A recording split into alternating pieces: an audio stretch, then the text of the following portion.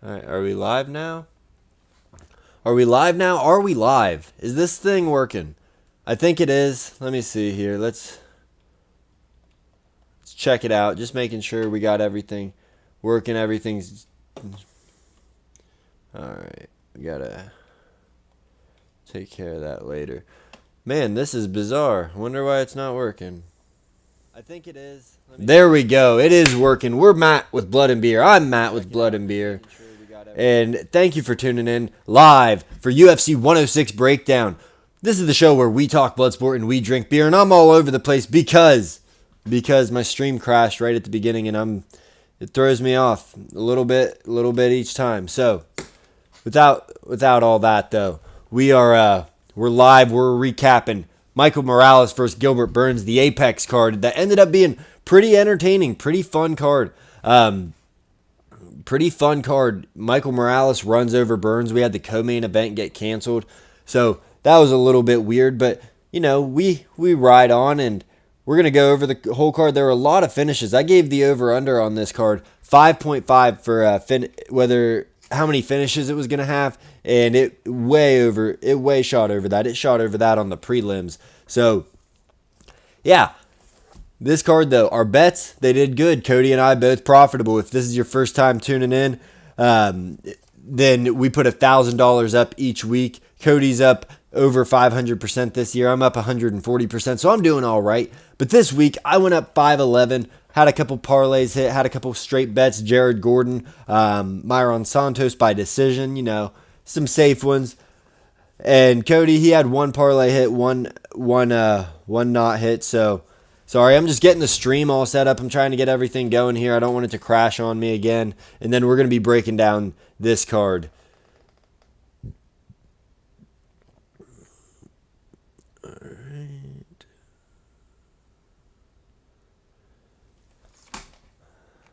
Alrighty. Yeah, but this card, what a card this was. Jared Gordon, flash knockout, Thiago Moises. We'll start this off with getting everything fixed and working for us. But Jared Gordon gets a flash knockout of Thiago Moises on the prelims. Didn't get a bonus for it. It was wild. But the highlight of the night, other than Denise Gomes unaliving Elise Reed, the highlight of the night was far and away Michael Morales going out there and doing the damn thing against Gilbert Burns. Beginning of this is all jacked up, and I'm sorry for anybody that's bearing with us here. I'm going to get into this, get into our notes, get into Paul Craig scaring off Rodolfo Bellato and doing his thing. Maybe it'll be easier to focus if I get everything on the right screen. There we go. All right.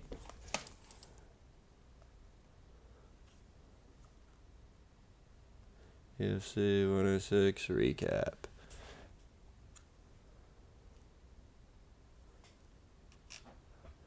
Sorry about this. This was a last second decision to go live, so I didn't get it shared anywhere, and I want to make sure I get it out there so I can get some watch time, get some viewers, get some people chatting with me, because that's what I'm here for. Is just building a community. Boom, boom, boom.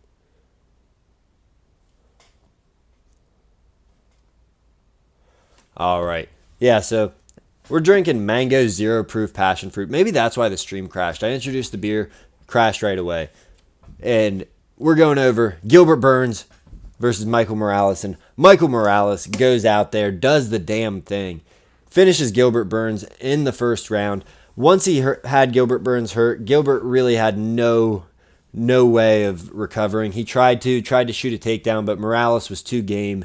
Morales looked way bigger than Gilbert Burns. And Gilbert Burns, he looked happy going out there, and then once he got out there, it seemed like he was just not there for it, and Michael Morales was. Dude just put the boots to him, beats Gilbert Burns on the ground. Burns gets up, shoots a takedown, but Morales puts him right back down and finishes him off. He looked great, and the story of this fight isn't that he beat Gilbert Burns, it's that he's able to beat the Gilbert Burnses of the world. So this guy is 25 years old, and he's moving himself right into that contender picture where he's not going to be fighting for the title in his next 2 fights, but he's going to be in the conversation too.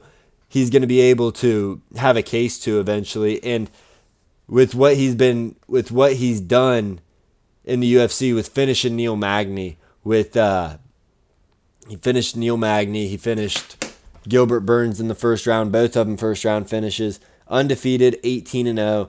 He's ready for, he might not beat these guys, but he's only 25. He can handle a loss at this point in his career. You give him a Shavkat, you give him a Sean Brady, you give him an Ian Gary, a Joaquin Buckley after everybody does their rounds here, because JDM's fighting Islam. Number 1 contender, that's out the window. There is no number 1 contender. It's Islam. So who's fighting? It has to be everybody doing a round robin. You got to re-earn that spot because Shavkat did so much. Yes. Ian Gary stepping in on short notice, looking great. Yes. But that's all for naught. Islam's got the title shot now. So you guys got to move over, and Michael Morales is moving into that space. You got to, it's just, that's where we're at in this. That's where we're at with this, because Michael Morales, it's not that he's done what these guys have done yet, and they haven't sat around, but there's just been so much activity, such a logjam at 170 that other guys are able to move into this, and you either got to turn them away or they got to prove their game. And he got over the gatekeeper in Neil Magny and then the super gatekeeper in Gilbert Burns, and now he's ready for one of these top guys to see if he's going to be a contender, because everybody needs one more fight now. You going to tell me that Shavkat, Sean Brady, Joaquin, and Ian Gary all need to sit on the bench until they get a title shot? That's years of fights for JDM or for Islam or for whoever. So you just gotta stay active, and that's where Michael Morales can come in and just another spark to this division. What a fight for the guy, though. He looked great. Gilbert Burns, happy trails, great career. Almost 30 seconds from being a champ. Almost beat Kamaru, had him rocked. Didn't do it, but you did the damn thing. UFC fighter. Gonna have a great podcasting career. Very popular over in Brazil, it seems. So, good for you. Happy trails, Gilbert Burns.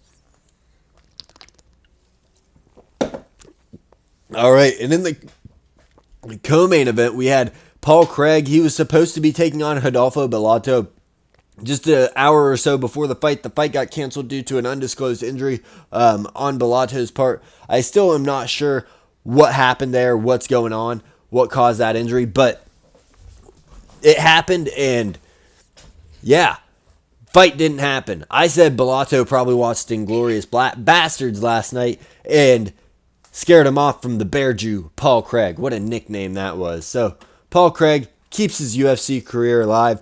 Not a ton to say about that, but keeps his UFC career alive. And in the fight that was elevated to the co-main event, unceremoniously, to say the least, Myron Santos took on Sadiq Youssef. And this was a fight where we have 24-year-old versus 30-year-old. Sadiq Youssef should be in his physical prime at this point, but he's had some injuries. He's had some knockout losses. He's had some health concerns. And Myron Santos, this dude's on fire. He's 16-1. Coming off he ran through the Ultimate Fighter, got a knockout to win that show, and then comes to the UFC, gets a pretty lackluster split decision win over Francis Marshall, but he gets the win, so that's what's important, is getting that win. And he didn't look impressive in that last one, so it was kind of, we still have a lot to see. We've seen this guy's talented against lower ends of the talent pool, but we haven't seen this guy. We have not seen him against the upper level. And Sadiq Youssef's the upper level, and these dudes brought it. Rounds 1 and 2. Santos, he's going in there cracking. Sadiq's trying to counter him. It's not hitting. And sorry, 1 second here. Boom. Boom. Yeah, it's just not hitting. And Sadiq's getting pieced up a little bit. Santos has leg kicks, and he's got explosivity.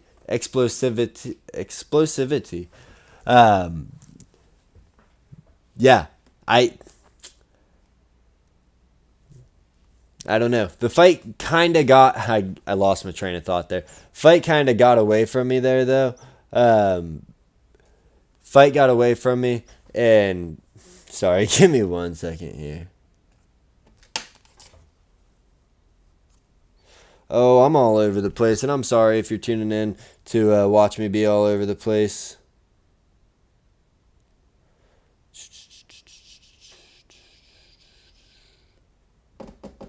Oh, but yeah, Santos, round 3, he takes his foot off the gas, and Sadiq Yusuff starts going for takedowns. Santos is able to stuff him and pushes him back off, starts throwing flying knees, starts going for wild stuff. Doesn't get it, but he does enough to probably win the 3rd round and win the fight. Santos, by beating Sadiq Yusuff, he's 1 fight away from a guy in the top 15, and that's what you want for... Whoops. That's what you want for an Ultimate Fighter winner, especially at the age of 24. He's a guy that can afford to lose here, but a win here, that just gets you that much closer and makes it so when you do lose, you don't fall off near as far. You've already beat the Sadiq Yusuff, so we know where your ceiling's at if you do lose your next fight. So I say you give Santos...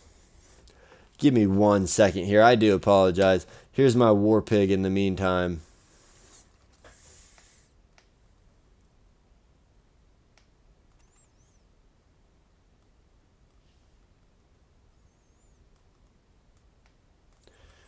Goodness.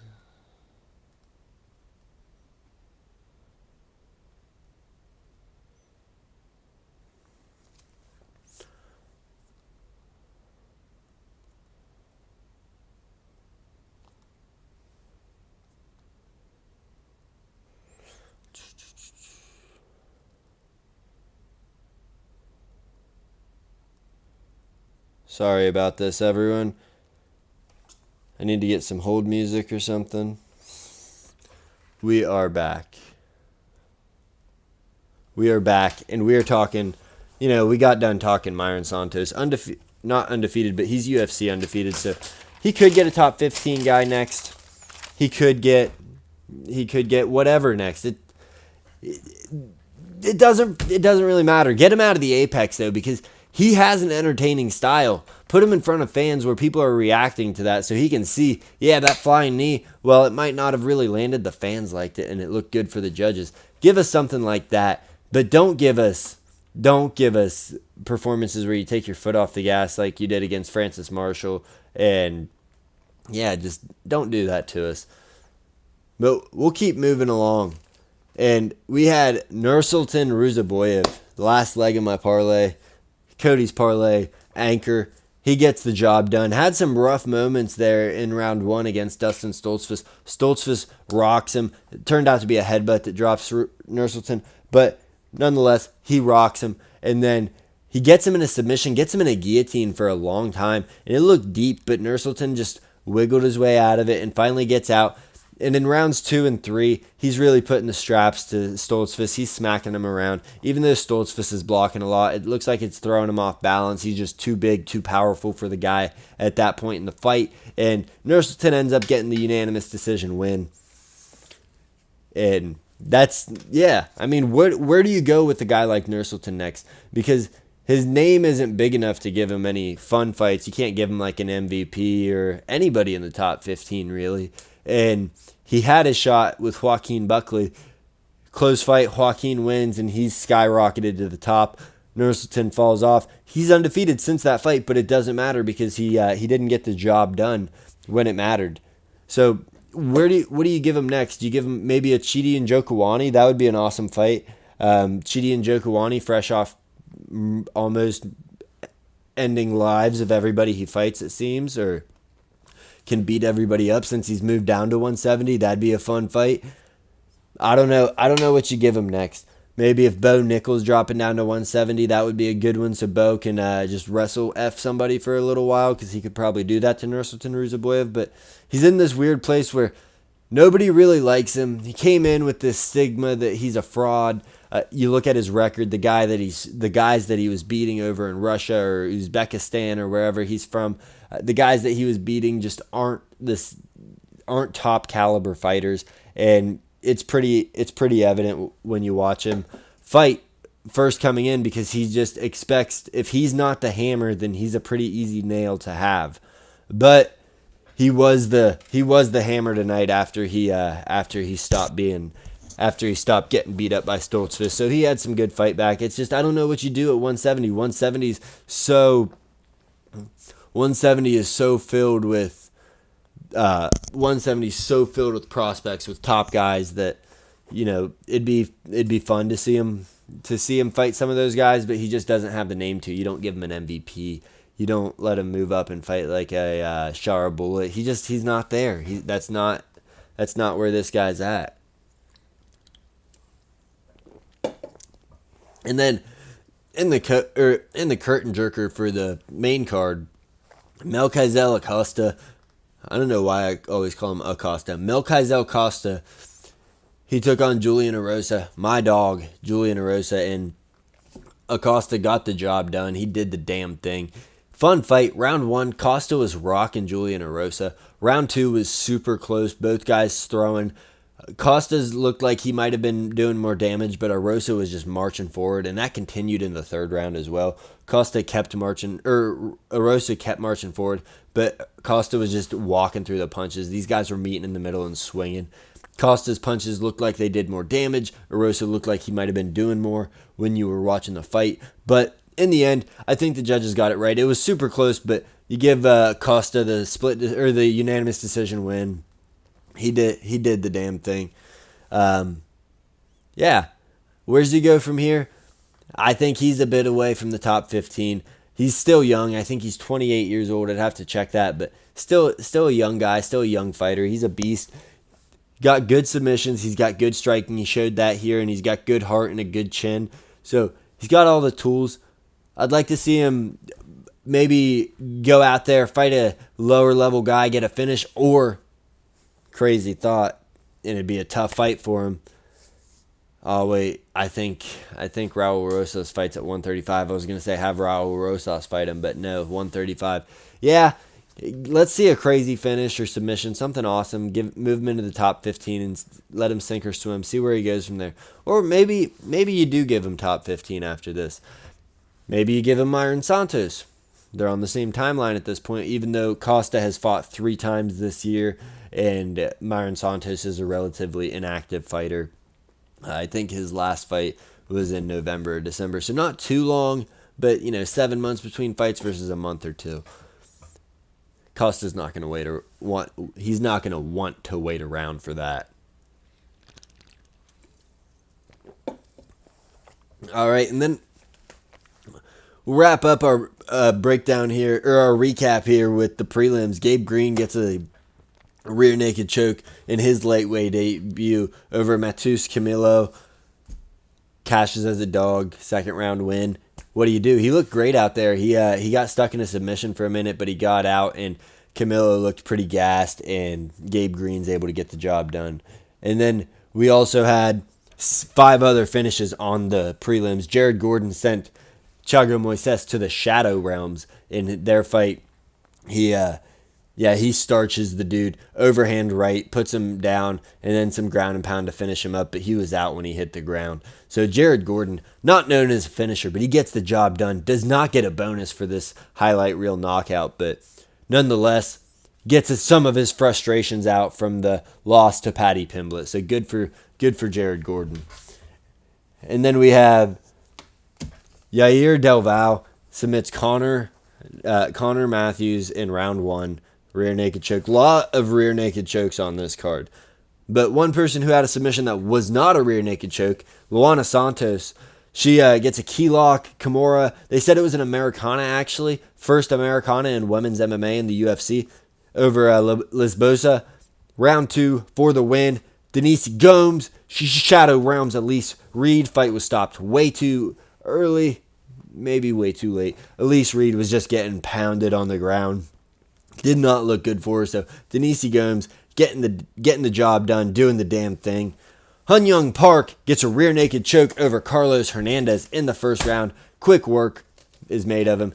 Kind of overwhelms Hernandez with his pressure in the beginning of the fight, and then he finishes him off, takes his back, gets the finish. And the only decision on the prelims was Tesha Pennington formerly known as Tesha Torres. She got a unanimous decision win in the curtain jerker over Luana Pinheiro. Wasn't a great fight, but wasn't a terrible fight. And Tesha Pennington, she gets the job done. So after it's all said and done, not as bad of a card as it looked like on paper. It looked so we've had 2 of those in a row now. We've had UFC 315 looked like it was going to be a dud. This looked like it was going to be a dud. Both ended up being pretty fun nights. That's why you tune in. That's why you're a hardcore. That's why you watch this shit.